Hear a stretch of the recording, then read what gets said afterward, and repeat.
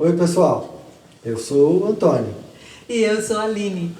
E hoje nós estamos aqui num momento muito especial com um casal muito amigo que vai nos trazer a sua experiência para enriquecer aqui a nossa conversa, para trazer para vocês outra visão de casamento, outras experiências diferentes das nossas, que vocês já conhecem, para que vocês também possam aprender com eles, como a gente também vai aprender hoje, com certeza. Então, nós estamos aqui com a Márcia e o Brian. Bem-vindos, hein? Muito legal ter vocês aqui com a gente. Legal, a gente agradece a oportunidade aí. Então vamos começar, gente.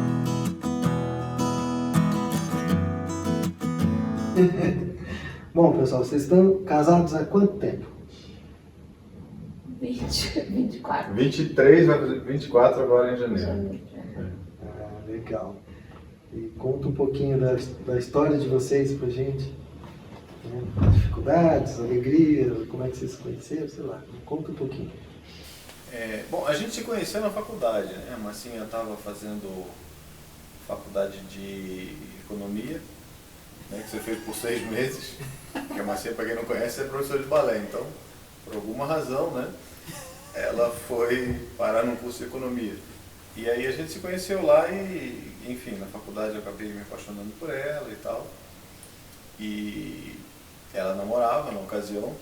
Quando ela terminou o namoro, ou eles terminaram, enfim, esses amigos nos uniram, né, acabaram arrumando lá um evento de despedida de férias, né? Um negócio assim, que ia entrar em férias, aquelas coisas de Deus. E aí a gente, enfim, se conheceu nesse...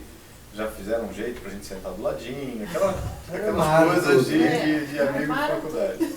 E aí a gente começou a conversar e tal, e enfim, depois começamos a namorar. Aos poucos, né, eu fui percebendo, assim, o jeito dele, né, que realmente ele estava levando muito a sério desde o início do nosso namoro, né. Desde o início ele sempre demonstrou muito que ele era diferente, né, ele tinha um jeito diferente, assim, de encarar o nosso namoro. E eu estava percebendo que ele estava namorando porque ele queria alguma coisa a mais, né? Que ele queria ir além do namoro, né? Eu pensava assim, né? Mas não tinha certeza de nada ainda, né? A gente não era convertido, eu não tinha essa né, de orar, de pedir para Deus mostrar, né? Não tinha esse conhecimento, assim, né? Começou com meu pai, e ele convidou a gente para ir numa igreja que tinha um professor de escola bíblica, de escola de casais, né? Era uma classe de casais. E a gente foi, a gente gostou do que ele falou, né? E aí a gente viu que o que ele falou fazia sentido pra gente, a gente começou né? A gente inclusive tomou uma decisão de mudar o nosso namoro a partir dali, né?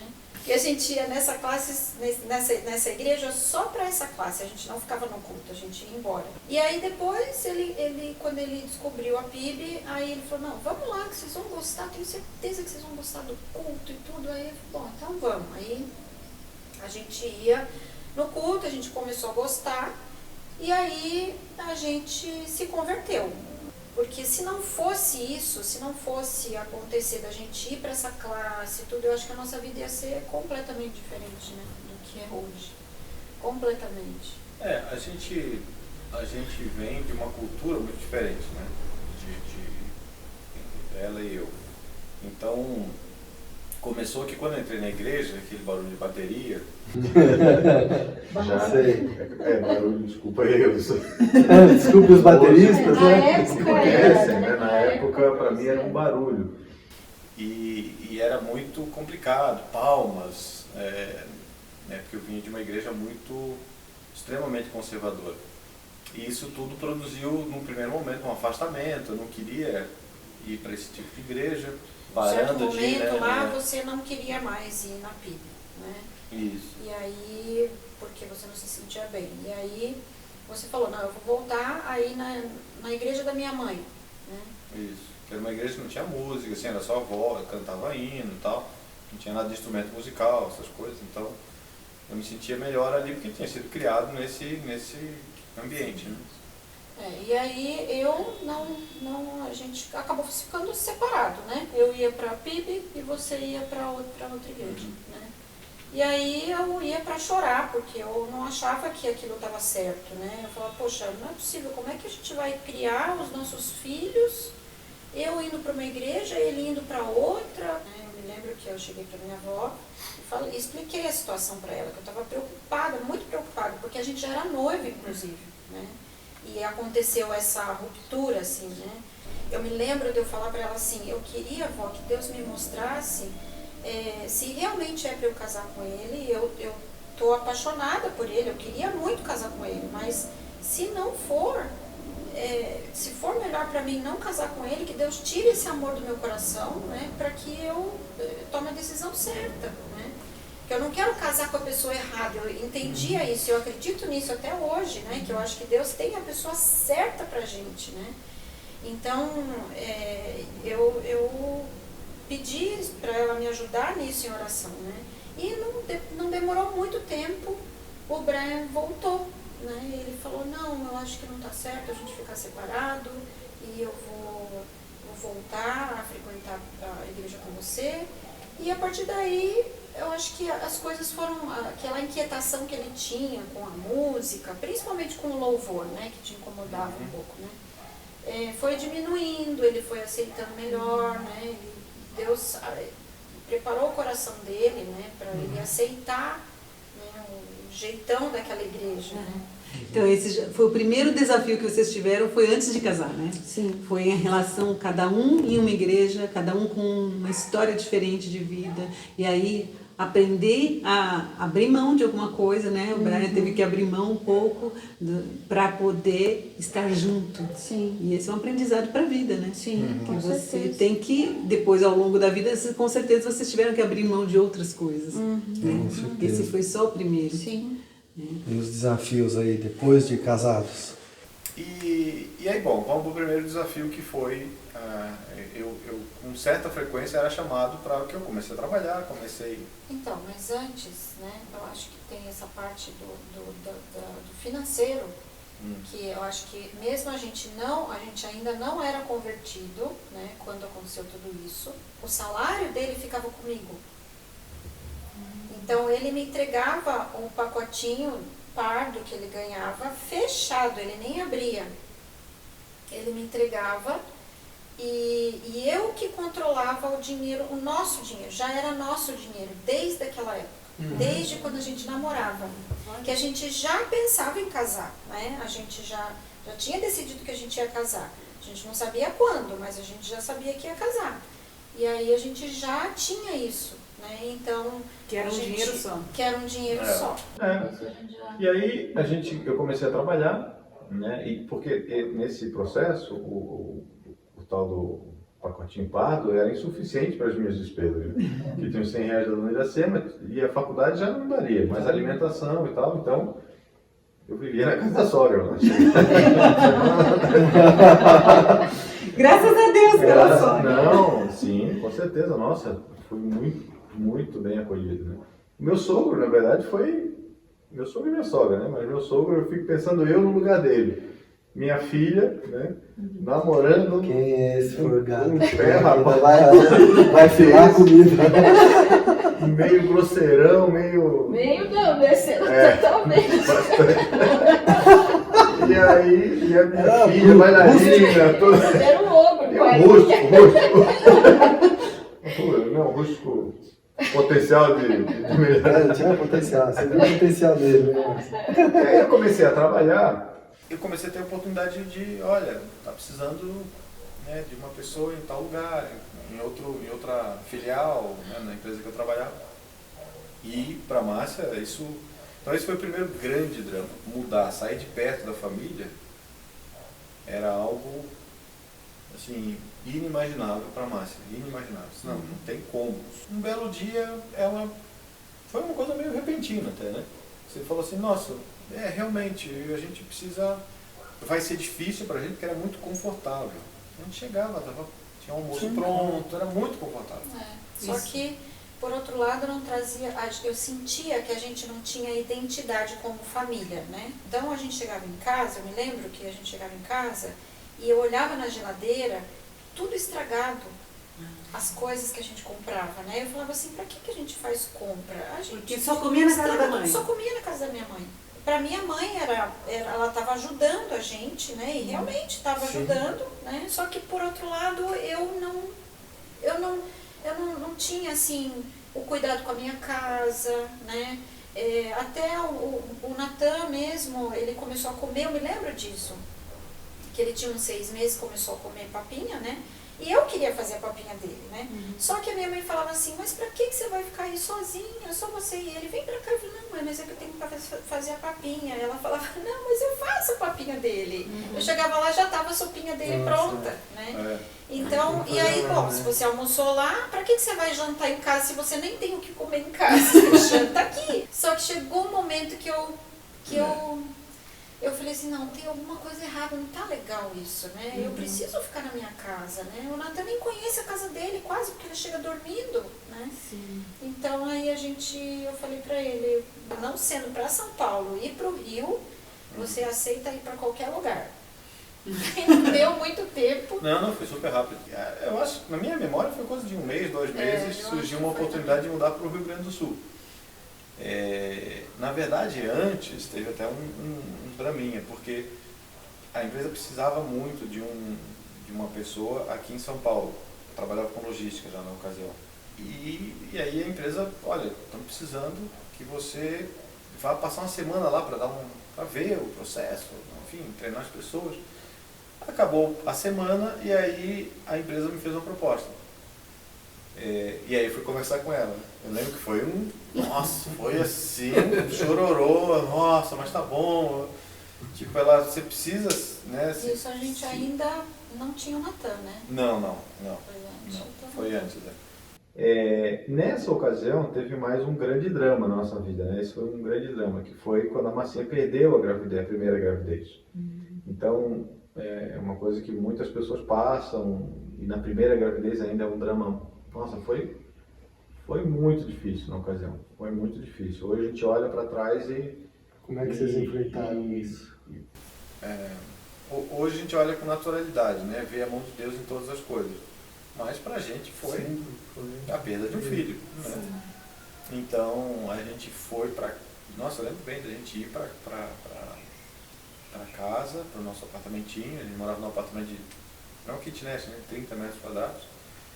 E oramos ali pedindo para Deus, né, para que ele sobrevivesse, para que ele, enfim, havia uma dúvida, né, ficou uma certa dúvida, olha, pode ser que a gente não tenha detectado o batimento, mas, enfim, foi um período de muita tristeza. Mas, enfim, voltando para a questão da mudança, aí ela deu esse sinal verde e 1 mês, 2 meses depois eu estava indo para Canoas. Interessante isso, né?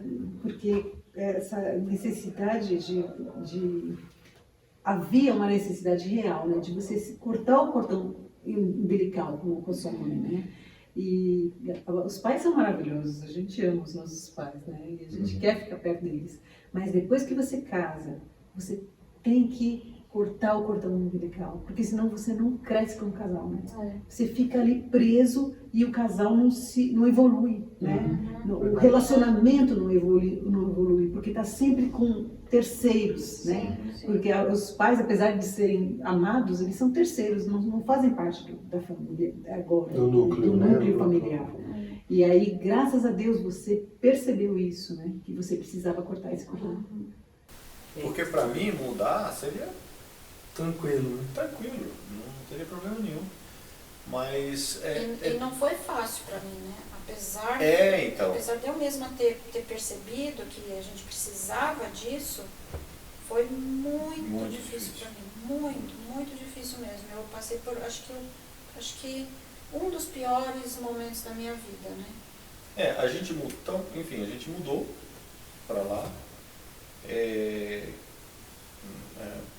Enfim, conseguimos comprar um apartamento, uma casa, na verdade, e foi muito boa, foi uma casa muito boa, porque era um condomínio assim, muito plano, então né? Depois as crianças, nossa, aproveitaram muito, foi um momento muito bom assim, para a família.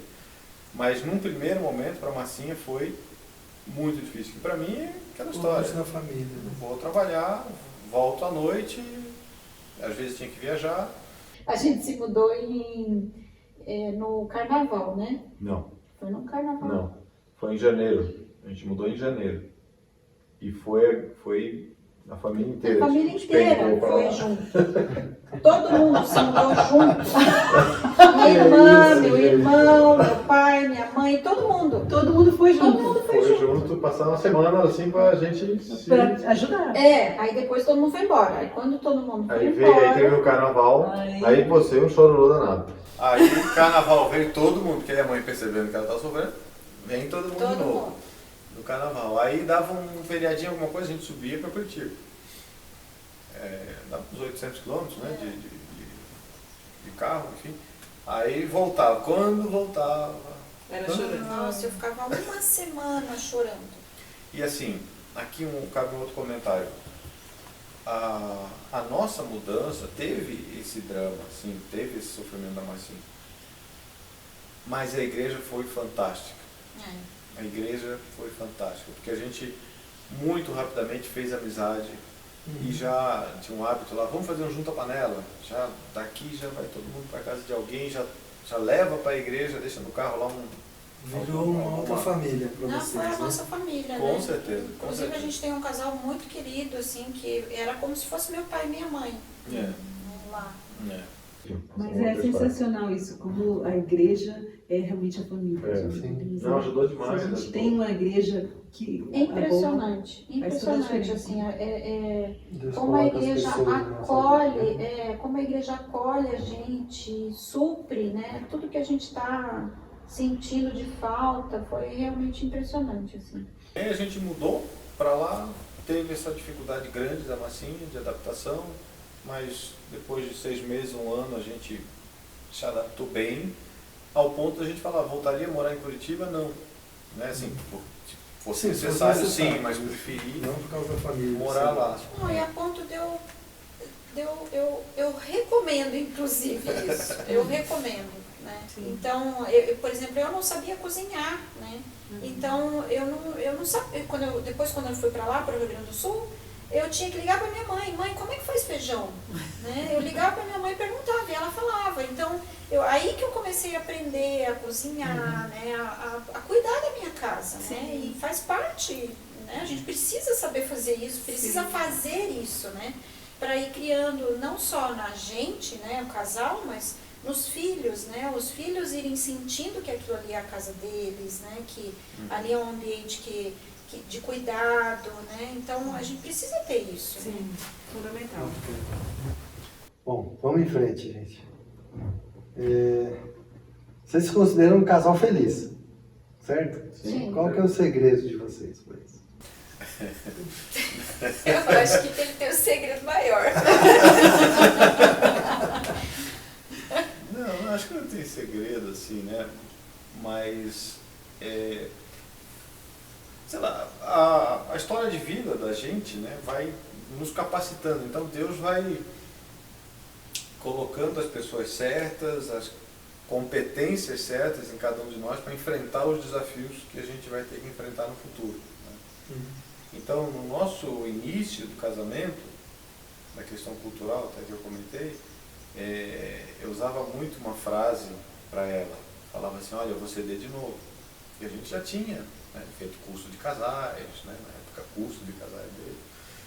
E já tinha a classe bíblica e tal, já tinha uma certa abordagem, sabia que, olha, não dá, tem que, né, alguém tem que ceder, porque as demandas, as necessidades, as preferências são diferentes. E aí eu começava, tá bom, eu vou ceder de novo, eu vou ceder de novo. Né? Eu cedia, mas ficava fazendo o ponto. Né? Acho até que foi bom, porque de certa forma ela, realmente, tá sendo só do meu jeito, tá sendo só do meu jeito. E aí a gente foi se adaptando. E eu tinha muita facilidade, tinha e tenho até hoje. Então, mas assim, uma coisa que é um grande desafio para nós, maridos, né? É aquela coisa, né? Marido, ame a sua esposa como Cristo amou a igreja. Então isso é de um grau de profundidade, de dificuldade muito grande. Então, eu gosto de pensar da seguinte forma: como é que resolve o problema? Não tendo, né? Melhor é não ter o problema, agir preventivamente. Então, eu conheço o coração dela, eu sei o que é aceitável para ela, o que é tolerável, o que não é. E às vezes olha, tem coisas que a gente tem que enfrentar, né? Tem coisas, mas isso aqui eu sei que você não vai gostar, mas a gente precisa resolver. Agora, na maioria das coisas, a gente vai se unindo, né? Já são 23 anos de casamento, a gente vai virando uma coisa só, né? Então, acho que o desafio é tentar, de fato, exercitar muito a empatia, maridos, principalmente, entender muito essa questão de amar a esposa como Cristo amou a igreja, que é uma meta, né? A gente nunca vai chegar lá, nunca vai conseguir essa plenitude, mas, de fato, influenciar e exercer liderança no seu casamento de uma forma servidora, de tentar entender a esposa, de procurar servi-la e liderá-la ao mesmo tempo, né? E liderar a sua família, o que pode, o que não pode. Acho que isso foi uma coisa que fez muita diferença na nossa história. Legal. E como é que é o dia a dia de vocês, assim? Vocês conversam muito? Vocês vai sair para trabalhar? Você vai fazer as suas coisas? Como é que é um pouco? Não, a gente conversa bastante, né? Principalmente final de semana, quando a gente tem mais tempo para conversar, né? A gente costuma caminhar, né, no nosso condomínio ali, então todo sábado e domingo, a parte da manhã, a gente gosta de acordar cedo, né? E a gente gosta de caminhar, a gente sai com os cachorros. E a gente conversa bastante, assim, né, sobre tudo. Eu acho que é um momento que a gente tem tido, não só entre a gente, mas a gente sente que Deus está com a gente ali, sabe, nesse momento. Deus está com a gente em todo momento, né, mas a gente percebe, assim, a presença de Deus ali com a gente por causa das ideias que a gente tem, né? A gente tem muitas ideias nessas caminhadas aí, bastante frutíferas. Mas é um tempo que vocês conversam, né? Sim. Que aí tem as ideias, tem as coisas que vocês querem fazer. Novos sonhos vão surgindo a partir porque se você não cria um ambiente, né? Por exemplo, a gente gostaria às vezes de dar poxa, eu não estou conseguindo conversar com você durante a semana porque eu te ligo, você está em reunião, ou não sei o quê. Às vezes eu também vou ligar para ela, ela tá gravando, está dando aula. Então, durante a semana é mais difícil. Ela já é de dormir cedo, então tem isso. E eu poderia ficar conversando mais tempo, mas tem essa questão dos horários. Sim. Mas esse tempo que a gente reserva aos finais de semana de manhã... E na quinta-feira também, né? Sim, na quinta-feira. Que na quinta-feira a gente sai, botou uma regrinha de quinta-feira a gente sai para jantar, para ter um papo, fazer alguma coisa. É o dia do namoro de vocês. Era quinta sim, quinta não. No final virou toda quinta-feira. É isso aí. Porque tava bom, E é bacana também, porque a gente sai, vai conversar sobre filhos, vai conversar sobre um problema de família, um problema de um amigo, vai tendo ideias, o que a gente poderia fazer, como é que a gente pode servir nessa situação. Tem sido muito, muito rico, porque é uma coisa de separar e refletir com profundidade mesmo, né? Poxa, a gente ganhou esse dinheiro, poxa, mas para que serve esse dinheiro? Qual seria o melhor uso para ele? Desde coisas assim mais importantes, relevantes, como às vezes uma coisa super simples de, sei lá, que cor que vai pintar tal coisa. Então a gente conversa muito sobre, vamos fazer uma viagem, para onde que vai ser, quem que vai, qual data, que dia, coisas super do dia a dia. E até coisas muito mais elaboradas, de projetos muito mais de longo prazo. Eu acho que isso é uma característica nossa, né? Essa coisa de pensar, de ter ideias, né? De sempre estar pensando em alguma coisa, de fazer alguma coisa diferente, de viajar para algum lugar, ou de ajudar alguém, ou de falar sobre o problema do filho, por exemplo. A gente está sempre buscando ideias novas, né? Eu acho que isso, porque às vezes a gente pensa assim, né? O que o casal gosta de fazer junto, né? E às vezes a gente pensa numa atividade, mas a gente não é bem isso. O nosso a gente gosta de conversar e dali surgem várias ideias, né? Então, acho que isso é uma característica nossa, assim, que várias coisas já aconteceram na nossa vida por causa dessas conversas, assim, né? Então, o próprio que aconteceu agora recentemente, né, que foi esse encontro de jovens que a gente fez na nossa casa, foi uma coisa que surgiu também de uma conversa assim nossa, né? Então, são preocupações que a gente vai colocando e como que a gente vai resolver isso? É muito legal isso, porque a gente às vezes acha que num casal depois de 23 anos de casado não tem mais o que falar. Só que não, né? Você tem o que falar com o seu cônjuge, sempre vai ter. Sempre vai ter o que falar. Só que a gente precisa ter, né, esse espaço, essa intimidade. Criar, né? Criar isso. Criar oportunidades. Sim, porque senão você acaba tendo a sua vida, né? Porque eu tenho um lado da minha vida que o Brian não tá, né? O lado do meu trabalho, o lado muitas vezes das coisas que a gente tem que fazer em casa, né? E eu tenho um lado que eu não participo da vida dele, que é quando ele está trabalhando, né? Então, às vezes, se a gente não proporciona que a gente tenha esse momento junto, né, de conversa, você acaba mesmo tendo cada um a sua vida. Sim. E daí você começa a pensar, mas por que eu vou falar isso para ele? Porque, né, ele nem sabe direito o que está acontecendo, né? E vice-versa, por que ele vai comentar alguma coisa né, do trabalho, se ela nem sabe direito? Vai dar tanto trabalho explicar tudo, isso aqui, né? Um não participa da vida do outro. Tem uma coisa do que a gente falou até aqui, né? Que tem coisas assim, são usos, são costumes, são, né, uma coisa mais cultural. E tem coisas que são valores de um casamento de sucesso, né? Quando a gente fala casamento de sucesso, parece assim, aquele casamento que não tem problema. Propaganda de margarina. Antiga. Não, a gente tem luta, tem discussão, tem dificuldade, tem momentos de desacordo, isso acontece, né? E a gente precisa saber lidar com isso também. Mas tem princípios, né? Tem coisas assim que são valores, são imutáveis. Então, do que a gente falou, essa questão financeira, a gente entende como uma questão elementar, assim, né? O dinheiro ele tem que ser administrado pelos dois, na nossa opinião. E uma outra coisa é a unidade do casal, que a gente falou. O casal tem que ter a sua unidade. Então, por mais confortável que estivesse a situação ali com os pais da Marcinha, para mim estava tudo bem, mas a gente não estava crescendo, a gente estava num vaso ali, né? Ali naquele ambiente fechado e não tinha um relacionamento diferente entre nós. Enfim, a gente precisava do nosso espaço. Então, você falou, os desafios do casamento, né, mesmo, sozinho. Quando ela falou, recomendo, porque foi isso mesmo. A gente, de repente, saiu de uma coisa firme, fácil, confortável, para ir para um lugar diferente, uma cultura diferente, um jeito diferente de pensar, que acaba tendo no nosso tamanho do nosso país, clima, enfim, tudo diferente. A gente teve que se adaptar. Fizeram novos amigos. Sim, que são amigos até hoje. Igreja. Foi muito bacana. Muito bacana. Muito bom.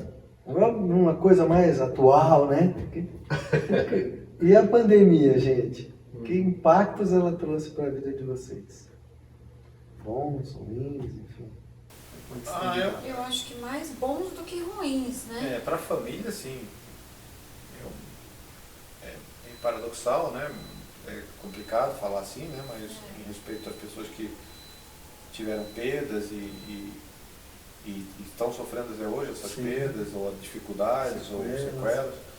Mas para a gente, como família, né? O trabalho, ficou tudo meio estranho, a questão temporal, né? Assim, faz quanto tempo isso? Parece que foi a semana passada, não, já faz 3 meses. A gente, de repente, esses últimos 2020, 2021, a sensação é que estava numa velocidade bem acelerada. Mas a gente se aproximou ainda mais, especialmente com os filhos. A gente tem 3 filhos, tem 3 meninos, 20, 16 e 14. Então, A gente implantou algumas coisas lá em casa, de toda noite, assim, não era uma coisa toda, a gente não conseguia fazer toda noite, porque tem uma escola, uma reunião, às vezes uma coisa na igreja, mas sempre que possível a gente senta e lê um trecho, faz uma devocional. A gente chegou até a fazer um jejum com eles, eu acho que a gente se aproximou muito, né? Não só a gente, nós 5, mas também a gente se aproximou muito de Deus. Né? Eu acho que a gente orou muito, orou mais, né, do que a gente orava, e instalou isso como um hábito também, né? Eu acho que esse foi o ponto assim, principal disso, né? E a gente abriu um espaço também para que eles, acho que contem mais, né, e compartilhem mais o que está acontecendo na vida deles, né? Eu acho que isso também foi muito legal. Agora a gente não tem mais tanto tempo como a gente tinha antes, mas já é natural para eles isso agora, né? Agora virou natural. E um hábito saudável, né? Sim. Que a gente espera, inclusive, que vá para a família dele, que passe para a família deles, né? Que é uma coisa bacana de sentar, conversar, refletir. Agora, a gente também teve, né, na pandemia, essa questão do isolamento, a gente sentiu bastante, né, a questão de preocupação com a saúde, a questão de sair, né, tudo isso afetou bastante também. A gente teve que se adaptar, né, teve que pôr trabalho, emprego, renda, amigos, igreja, todo mundo foi afetado, claro. E no início a gente ficou bem apreensivo, mas, né, devagarzinho a gente vai se adaptando. Né? Agora, uma lição importante da pandemia para esse aspecto prático, que é a questão da simplicidade da vida. Né? A gente de repente viu que, poxa, dá para ser tão feliz quanto com muito menos, né? Com menos roupa, com menos... Tanta coisa que a gente às vezes corre atrás e vai ver, não tem tanta relevância assim. Né? Né? Os jantares de quinta, como é que a gente passou a fazer? A gente fez na varanda, é um negócio que a gente colocou com os meninos também. Então é muito legal, eles são muito parceiros assim. Então quando eu falo que, olha, hoje é quinta-feira, dia do jantar, eles já me ajudam a fazer a coisa. Então eu preparo lá a varanda e tiro, boto uma mesa, aí um já vem com uma vela, outro faz a decoração, o outro atua como garçom, o outro faz um negocinho para colocar e chamar. Quer dizer, dá para fazer um jantar fora dentro de casa. Sim. Um jantar romântico. Vocês se divertem. Muito legal. E eles adoram, eles gostam de ver isso, né? Isso é muito legal, porque eles gostam de ver que a gente tá ali, só nós dois ali, né? Então eles não interrompem, ou eles interrompem só para saber se a gente tá precisando de alguma coisa. Aí eles comem separado. Eles comem separado. Aí também a gente dá também uma certa liberdade para eles, né? Então, às vezes a gente pedia alguma coisa pra gente e falava, olha, vocês veem o que vocês querem comer, né? Então aí eles pediam o que eles queriam pedir. Então eles, né, se sentem também assim, poxa, nossa, vamos decidir o que a gente vai comer. Criou uma coisa simples, às vezes a gente mesmo fazia uma massa, alguma coisa, e outras vezes a gente pedia nesse esquema. E acho que é uma cultura bacana de passar para eles. Eu há pouco tempo atrás tive... Pouco tempo não, né? Não, de novo, essa questão foi no Dia dos Namorados do ano passado, que eu tive uma influência de um tio meu. E aí a gente fez um jantar desse, de Dia dos Namorados, durante a pandemia, eles vieram para cá, e enfim, a gente fez lá fora, no jardim. Nossa, foi uma produção. E aí no jantar eu pude falar para ele, pude reconhecer, poxa tio, isso daqui é uma influência sua, porque eu via você fazendo isso para minha tia. Né? E detalhes de decoração, de coisa para manter o casamento que é aquilo, não basta plantar, tem que cultivar, tem que regar. E foi uma influência bacana. E eu pensei, poxa, isso também é uma influência para os nossos filhos. Sim. Né? De ter esse cuidado, de preparar esses ambientes com a esposa. Com certeza, você aprendeu com seu tio e eles estão aprendendo com você. É. Que é importante manter o romantismo Sim. no casamento, porque mesmo depois de tantos anos de casado, você ainda tem um jantar romântico uma vez por semana. Você sai com a sua esposa, ou sai ou Ou faz em casa. faz em casa, mas dá um tempo de qualidade para ela, né? Pra gente, né? Isso é muito bacana. Para o relacionamento. Muito bom. Gente, as perguntas acabaram. Eu acho que era legal assim, se vocês quiserem, né, deixar algum recado, alguma coisa que vocês queiram falar de vocês, enfim, para outros casais, Vocês conselhos. Acham que é uma coisa importante para os outros? Eu acho que nós temos que explorar aquela questão das mulheres obedecer. Não, então, essa questão eu vejo como a mulher estando debaixo dessa missão maior de Deus, né, que Deus colocou para nós dois, de manter a família, né, de manter a família unida, de manter a família não só unida, né, mas de viver em harmonia, né, em amor mesmo, né. E a família é isso, né, a família não é uma coisa perfeita. Né? Não existe família perfeita, não existe casal perfeito, não existe isso. Porque todos somos pecadores. Sim, não tem como a gente ser perfeito, a gente, né? A gente é egoísta, né? Eu reconheço que eu sou egoísta até hoje, ainda faço muita coisa pensando em mim e não pensando nele, né? Como deveria ser, né? Mas eu acho que o fato da gente querer se transformar, né? Eu peço hoje, até hoje, eu peço para Deus, Deus me faz a esposa que o Brian merece, né? Porque eu sei que eu ainda não sou a esposa que o Brian merece, né? Mesmo casado há tanto tempo, eu sei que eu ainda tenho que melhorar muita coisa, né? E ele também, né? Como marido. Talvez eu mais do que ele, mas cada um no seu grau, mas... Todos nós. Eu acho muito bom você falar isso, Márcia, porque a gente conta a história aqui e talvez as pessoas que estão assistindo a gente pensem, não, mas eles são perfeitos, eles fazem tudo isso certinho, né? Eles não têm os problemas que eu tenho. Não, eles têm. Eles já passaram muitas dificuldades, assim como nós também. E o que a gente está mostrando aqui é que sim, pessoas comuns, pessoas que têm problemas, conseguem superar os problemas com a ajuda de Deus e com a disposição, né, e a vontade de fazer o certo. Então, você também pode fazer o certo, mesmo que você passe por problemas, mesmo que seja difícil, mesmo que você também seja egoísta e tenha dificuldade de pensar no outro. Mesmo que a gente ache que é impossível, né?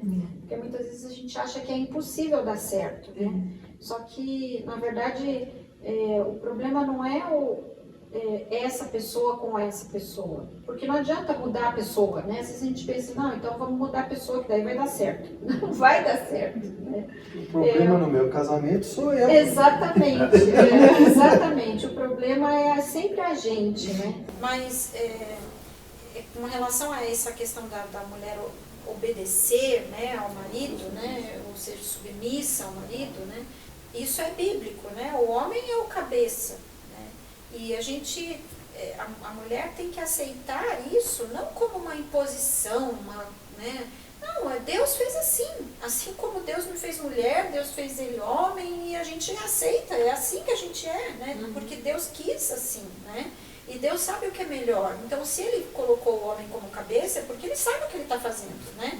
Senão dá a impressão que a gente está meio que falando que, não, peraí, no meu caso, né, é diferente. Deus não tem tanta razão assim. Mas eu acho que essa coisa do marido amar a mulher, né, e prestar atenção em como ela é, em como ela reage, em como ela pensa, em realmente conhecer a mulher a fundo, né, a mulher que ele tem a fundo, e para a mulher poder também se sentir cuidada, né, pelo marido, que ele está ali vendo todas as áreas da vida para poder proteger, para poder dar o melhor, para poder suprir todas as necessidades que ela tem, né? Eu acho que quando a mulher se sente assim, ela percebe que, opa, peraí, tem alguém cuidando de mim, né? E eu vou respeitar a opinião dele, e eu vou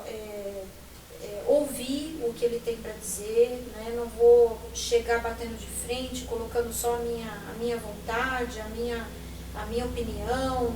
Um ponto que eu destaco aqui para os maridos é essa questão que a gente, sociedade, vive uma crise de liderança servidora. Eu me esforço para estar no leme. Quem é que está no leme? Eu deveria estar lá. E às vezes a gente, como marido, vai levando. Mas é importante saber que o casamento está ali, é um barquinho que está navegando. Né? Quem que está nesse leme? Quem tem que estar no leme é o marido, mas a partir de uma perspectiva servidora, de olhar o que o filho precisa, o que a esposa precisa, o que é de equilibrado para a gente, porque não adianta, eu quero economizar para comprar tal coisa, e aí você restringe a família a tudo, não pode comprar uma pizza porque você tem o sonho de comprar tal coisa, mas aquele sonho é só seu, não é da família. Então, olhar o todo e segurar o leme desse barco, né? De economia financeira, muitos casais também vão levando, não tem um plano, uma meta econômica para onde que está indo, ou uma questão de rotina. Poxa, como que deveria ser a nossa rotina? Então, o marido, você tem que segurar esse leme, porque senão, daqui a pouco, poxa, a gente está assistindo muita TV, muita série, está demais, isso está tomando muito tempo da nossa vida. Você está no leme, você tem que dizer, não, vamos assistir até tal hora, depois a gente para e vai fazer outra coisa. Olha, a gente vai ter que ter uma quinta-feira, uma quarta, um sábado, um momento nosso de sair, caminhar, bater papo, ter uma rotina, alguma coisa nossa.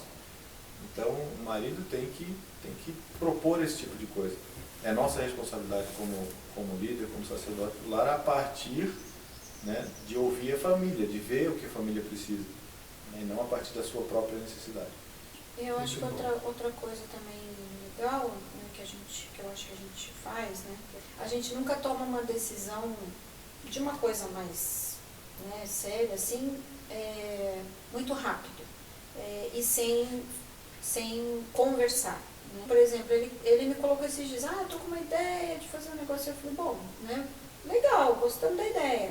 Então, primeiro tem a ideia, né? Aí depois a gente conversa, amadurece, né? Deixa passar um tempo, aí volta no assunto, vê se continua fazendo sentido, se não, né? Não é uma coisa instantânea, assim, a gente nunca age na hora que a gente tem a ideia. Que eu nunca faço nada sem falar com ele e ele também nunca faz nada sem falar comigo, né? Então, acho que isso é uma coisa que eu acho que faz toda a diferença, né? Porque... É o segredo de sucesso. Porque... Faz o outro se sentir respeitado, né? Olha, Sim. isso aqui, estamos juntos, né? Sim, porque todas as decisões são do casal. Né? Isso é muito legal. Muito bem. Acho que é isso, minha gente. Brian, Márcio, obrigado aí, né, por ter aceito aí o nosso convite. Imagina, a gente que Ter agradece. aberto a vida de vocês aí, povo. Muito Os nossos bom. amigos. Muito bom ter vocês aqui, a gente amou. E agora vocês comentem aí se vocês gostaram desse formato, porque se vocês gostaram, a gente vai fazer com outros casais também, para conhecer outras experiências de vida, tá bom? Nos dá um like, comenta e vai ser útil pra gente. É isso aí. Então, você já sabe, né? A gente sempre fala toda semana. Se você gostou desse vídeo, deixa um like pra gente, se inscreve no canal, ativa o sininho, compartilha com seus amigos. Semana que vem a gente volta com uma série diferente que vocês vão gostar com certeza. Não percam. É isso aí. Tchau, pessoal. Tchau!